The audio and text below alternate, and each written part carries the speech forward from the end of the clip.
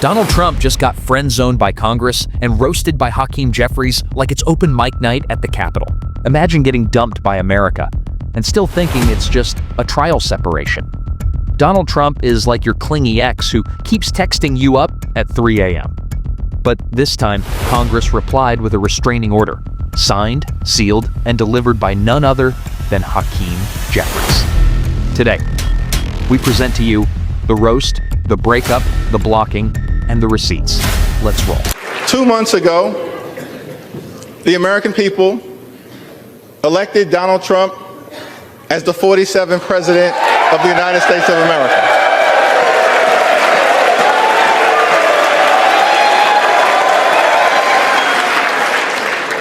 Thank you for that very generous applause. It's okay. There are no election deniers on our side of the aisle. You see,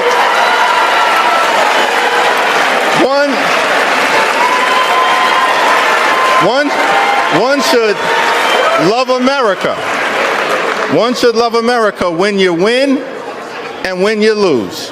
That's the patriotic thing to do, and that's the America that House Democrats will fight hard to preserve because we love this country. Oh no, Hakeem came in with facts and flags. This is like when your friend says, "I'm not mad, I'm just disappointed." He basically said, "We're not like you. We still show up at the cookout even if we lose the game." And calling out election deniers without naming names? That's political shade with presidential undertones. Imagine losing and still trashing the House on the way out.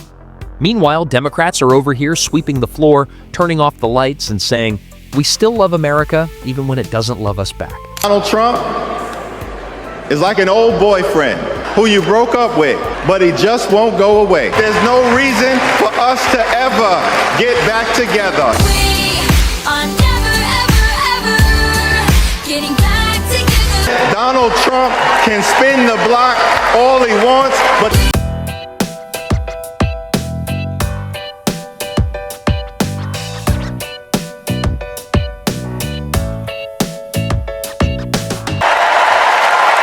Bro, she blocked you. She moved on. She changed her Netflix password. This man's pulling drive-bys around democracy like, "Hey, stranger!" Jeffries really said, "No rebounds, no reruns, no rematches." It's giving, "Stop texting me" in all caps. The crowd laughed because it's too real. Trump didn't just get dumped. He got ghosted by the nation. Donald Trump and Republicans thought they could shock and awe us into submission. They thought we would be too complacent to stand up for liberty and justice for all. They thought we would walk away from the principle of equal protection under the law. They thought wrong. They thought wrong. They thought wrong. This ain't a speech. This is a rally cry. The way he hit, "They thought wrong." Like it's a WWE promo, you could almost hear Stone Cold's music in the background. It's not political rhetoric, it's revolutionary thunder. Jeffries just turned Congress into the Hunger Games and said, "May the odds be never in your favor."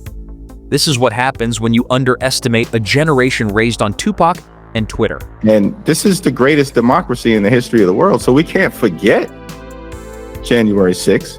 I'm not suggesting that it's a core issue moving forward in terms of how we are making our case to the American people, but we also can't ignore the fact that in one of his first acts, President Trump chose to pardon violent felons who brutally assaulted and beat police officers. Are they the party of law and order? That's actually lawlessness and disorder. We can't ignore it. I know they want us to. And actually the American people, as I travel the country, all across America, are appalled that actually could happen. Why? Because they know it doesn't make them safer when you are pardoning people and sending a signal that kind of violence is all right. So you're pro-cop until the cops are in your way? Jeffries called it lawlessness and disorder. That's wordplay. Imagine pardoning someone who beat up a police officer and still calling yourself the law and order party. It's like saying you're vegan while eating a burger in the witness stand. This ain't even politics anymore. It's gaslighting in HD. The American people saw it, and they didn't forget. Boom. We broke up with you for a reason. Donald Trump can spin the block all he wants, but there's no reason for us to ever get back together. Been there, done that. We're not going back. You ever had an ex show up with flowers after setting your house on fire? Jeffries said it again, louder for the people in the back. Been there, done that, got the PTSD to prove it. Trump keeps thinking America's gonna swipe right again. Sir, this ain't Tinder, this is Terminator. Nope edition. We didn't just break up. We changed our number, moved cities, and joined witness protection. Cool. I actually think that Money. Donald Trump views himself as a Putin-esque Leader. dictatorial figure. Yeah. He said it, Yes. and we should believe him, that he wants to go down this road. And that's the problem that we're encountering with some of my Republican colleagues, that there's a growing pro-Putin faction Yeah. in the Republican Party. And it's led by Donald Trump, some other outside figures like Tucker Carlson, and on the inside, Marjorie Taylor Greene and Jim Jordan. And what we're saying is that standing by Ukraine is standing by America's national security interests. Yes. And that's why it should be done in a bipartisan way. And we're calling upon the Republican leadership in our House to just put the bill on the floor for an up or down vote. Yeah. This isn't just political beef anymore. This is international espionage energy. Trump wanting Putin-level control is like giving a toddler a flamethrower. Hakeem's not just calling out Trump, he's putting half the GOP on notice, like, if you cosplay as a dictator, don't be surprised when democracy drops receipts.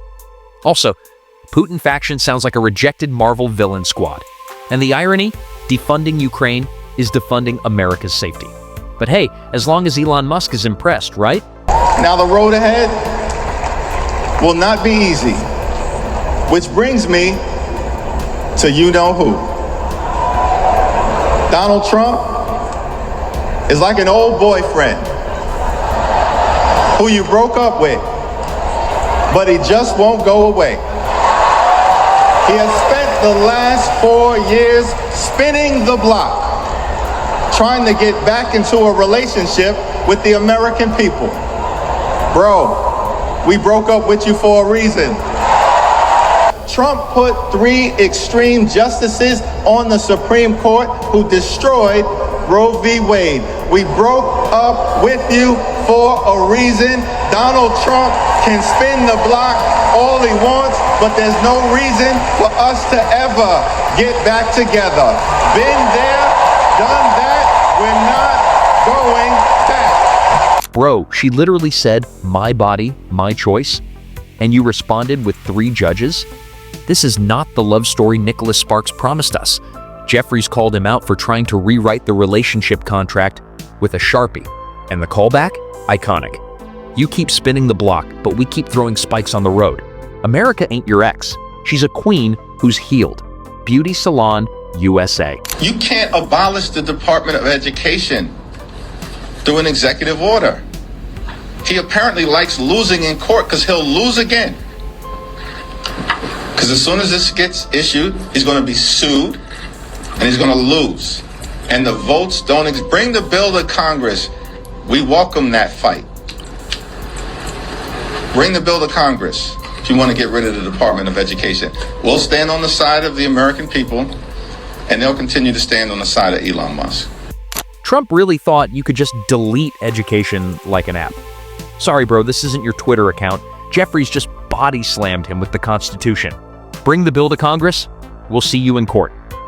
Again, imagine losing so often in court that the judges start greeting you by name. And the final burn? Y'all keep siding with Elon Musk, we'll stick with America's kids. Donald Trump may keep spinning the block, but America already changed the locks. From Supreme Court chaos to dictator delusions to, oops, I broke the Constitution again.